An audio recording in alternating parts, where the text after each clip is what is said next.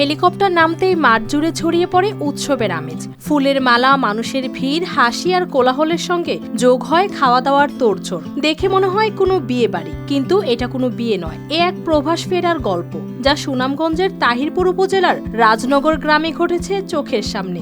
দুপুরে ঢাকা থেকে ভাড়া করা একটি হেলিকপ্টারে করে নিজ গ্রামে পৌঁছান মাকসুদ আখুনজি। তার সঙ্গে আসেন সৌদি আরবের নাগরিক ও তার কর্মস্থলের মালিক মিশালামি ইয়ামি। মাঠে পা রাখতেই এলাকাবাসীর কৌতূহল আর উচ্ছ্বাসে মুহূর্তে ভরে ওঠে চারপাশ।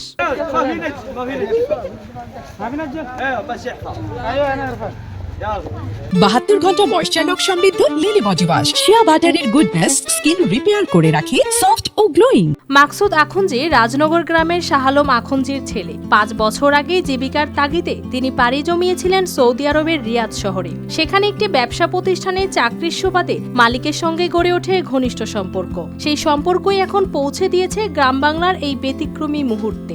খবর পেয়ে আশপাশের এলাকা থেকেও ছুটে আসেন মানুষজন।